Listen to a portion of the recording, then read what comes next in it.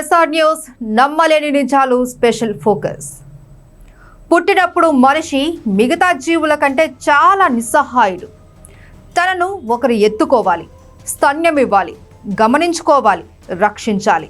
కానీ ఎప్పుడైతే తనకు ఊహ తెలుస్తుందో అప్పటి నుంచి తన ఉనికిని నిరూపించుకోవాలి అనే కసి మొదలవుతుంది. ఆస్తి, అధికారం లాంటి మార్గాలతో తన అహం తృప్తి చెందుతుంది. దాంతోపాటే మరో వాంఛ కూడా నిశ్శబ్దంగా రగులుతూ ఉంటుంది. అది తన ఉనికి శాశ్వతం కావాలి అనే కోరిక. బహుశా అందుకేనేమో మన పురాణాల్లో అమరత్వం ఓ ప్రధానమైన పాత్ర పోషిస్తుంది. క్షీరసాగర మథనం లాంటి ఘట్టాలు కావచ్చు, నిత్య యవ్వనాన్ని ఆశించే యయాతి లాంటి పాత్రలు కావచ్చు, మరణం తన జోలికి రాకూడదు అని కోరుకునే రాక్షసుల వరాలు కావచ్చు. ఏ కల్పనైనా అమరత్వం అనే కోరిక ఖచ్చితంగా కనిపిస్తుంది. నిన్న మొన్నటి వరకు ఈ ప్రయత్నం మానవ మాత్రలకు అసాధ్యం అనుకునేవారు. కానీ కొన్ని పరిశోధనలు, సంఘటనలు మనిషి చిరంజీవిగా మారగలడు అనే ఆశను రేకెత్తిస్తున్నాయి. ఇది గాలివాటు మాట కాదు, విధిని ఎదిరించే పోరాటం.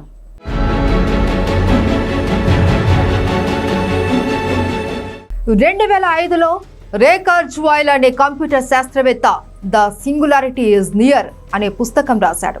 ఇలాంటి పుస్తకాలు రాయడం తనకు కొత్తేమీ కాదు. The age of intelligent machines, the age of spiritual machines లాంటి పుస్తకాలు ఎన్నో ఇదివరకు రాశాడు కుర్జ్వెయిల్. రాబోయే రోజుల్లో సాంకేతికత ఎలా అభివృద్ధి చెందుతుందో తన రచనల ద్వారా ఖచ్చితంగా అంచనా వేయగలడం ఆయన ప్రత్యేకత. చదరంగంలో రోబోలు మనిషిని ఓడిస్తాయని, ఓ సాధారణ ల్యాప్టాప్ మనిషి మెదడుకు ఉన్న సామర్థ్యంతో పని చేయగలదు అని, 2010 కల్లా లోకంలో చాలా మందికి వైఫై అందుబాటులోకి వచ్చేస్తుందని, ఇలా చాలా విషయాలు ఎన్నో ఏళ్ల ముందే ఆయన అంచనా వేశారు. అలాగే ద సింగులారిటీ ఈజ్ నియర్ పుస్తకంలోనూ ఓ అనూహ్యమైన ప్రతిపాదన చేశారు. 2029 కల్లా రోబోలు మనుషుల స్థాయికి చేరుకుంటాయని, 2045 కల్లా మనుషులు రోబోల మధ్య ఏకత్వం వచ్చేస్తుంది అని ఊహించారు. కుర్జ్వెయిల్ మీద గౌరవం ఉన్నప్పటికీ 2005లో ఈ ప్రతిపాదనలు మరీ చిత్రంగా తోచాయి.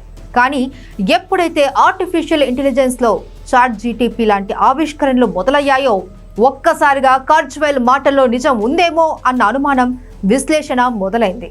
తను 20 ఏళ్ల క్రితం చెప్పిన అంచనాలు నిజమయ్యే అవకాశాలు కనిపించడంతో కుర్జ్వెయిల్ ఈ ఏడాది ద సింగులారిటీ ఈజ్ నియర్ అనే పుస్తకం రాసేశారు.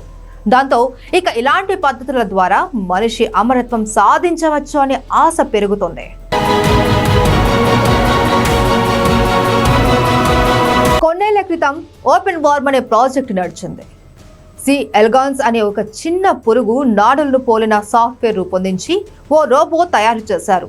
ఆశ్చర్యకరంగా ఆ రోబో సదరు పురుగులాగానే ప్రవర్తించడం మొదలుపెట్టింది. ఈ పురుగులో ఉన్నది కేవలం 302 న్యూరాన్లే. మనిషి మెదడులోనేమో ఏకంగా 86 బిలియన్ల న్యూరాన్లు ఉంటాయి.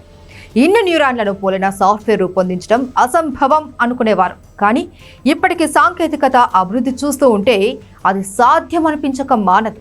ఇలా మనిషి మెదడును పోలిన రోబో లేదా సాఫ్ట్వేర్ను రూపొందించాక ఓ వ్యక్తి మెదడులో ఉన్న సమాచారాన్ని అంతా అందులోకి బదలాయించే అవకాశం ఉంటుంది. ఈ ప్రక్రియకు డిజిటల్ కాపీ, డిజిటల్ ట్విన్ లాంటి రకరకాల పేర్లు ఉన్నాయి. ఇదే కనుక సాధ్యమైతే మనిషి శరీరం అంతరించిపోయినా తన ఉనికి, జ్ఞాపకాలు, అనుభవం అన్నీ సజీవంగానే ఉంటాయన్నమాట వాస్తవం. వినేందుకు ఇది చాలా క్లిష్టంగా తోస్తున్నప్పటికీ ఆ దిశగా చాలా ప్రయోగాలే జరుగుతున్నాయి.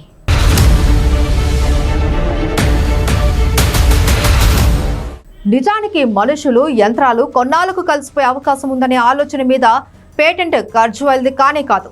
1960లోనే మానవ యంత్రాలు అనే మాట ప్రచారంలోకి వచ్చేసింది.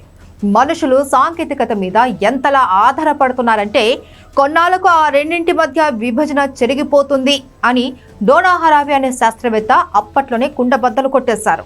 మన పురాణాల్లో రక్తబీజుడు అనే రాక్షసుడి పాత్ర గుర్తుండే ఉంటుంది. నేల మీద తన రక్తపు చుక్క పడినా దాని నుంచి మరో రక్తబీజుడు పుట్టుకొస్తాడు. గ్రీకు పురాణాల్లోనూ తల వేరైతే మరో తలతో బతికే హైడ్రా అనే పాత్ర ఉంది. దాని పేరునే ఓ నీటి జీవికి పెట్టారు.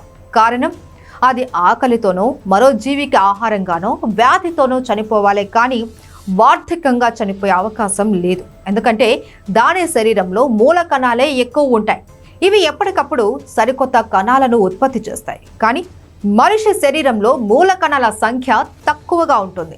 వీటన్నింటినీ పరిశీలిస్తే అమరత్వపు రహస్యం తెలుస్తుంది. కానీ అది మనుషులకు ఆపాదించగలమా అన్నది ఇక్కడ ప్రశ్న.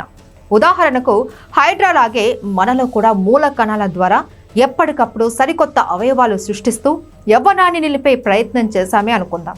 అప్పుడు మన మెదడు, అందులో ఉన్న జ్ఞాపకాలు చెరిగిపోయే ప్రమాదం ఉంటుంది. ఇలాంటి పరిణామాలను దృష్టిలో ఉంచుకొని అమరత్వం వైపు అడుగులు పడనున్నాయి. ఇప్పుడంతా సూక్ష్మ పరికరాల రాజ్యం నడుస్తుంది. ఇది అమరత్వానికి కూడా సహాయపడుతుంది అనే ఆశ ఉంది. ఒక అంగుళంలో 100 కోట్ల వంతు ఉండే ఈ నానో టెక్నాలజీతో రూపొందించిన చిన్న చిన్న రోబోలు మన రక్త ప్రవాహంలోకి చేరి దెబ్బతిన కణాలను బాగు చేస్తూ, సూక్ష్మ జీవులను అంతం చేస్తూ, క్యాన్సర్ కణాలను నిర్వీర్యం చేస్తూ ముసలితనం దరి చేరకుండా చూస్తాయనే ఆశ ఉంది. ఆ దిశగా ప్రయోగాలు జరుగుతున్నాయి.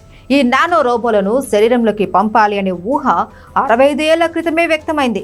ఇంతకు ముందు చెప్పుకున్న కర్జ్వైల్ కూడా తన పుస్తకంలో 2030 నాటికి నానో రోబోలు అందుబాటులోకి వస్తాయని పేర్కొన్నాడు. తాను ఊహించినట్టుగా ఇప్పటికే మెల్బోర్న్ విశ్వవిద్యాలయంలో నానో టెక్నాలజీ ద్వారా శరీరం మూలకి మందులను అందించే ప్రయోగం విజయవంతమైంది.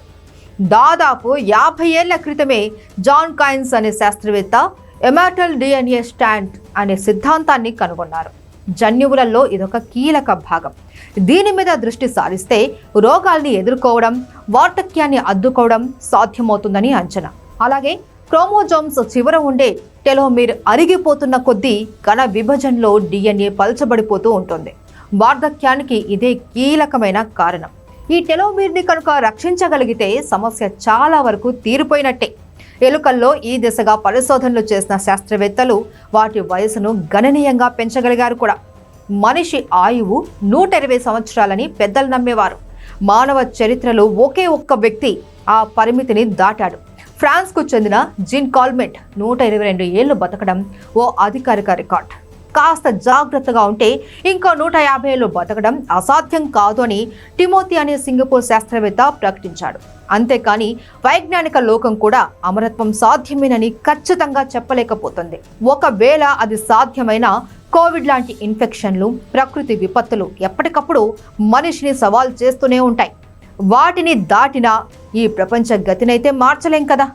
భగభగమండే సూర్యుడు చల్లబడిపోయినా, ఉల్కల వర్షం కురిసినా పుడమి ఉనికి ప్రశ్నార్థకమవుతుంది.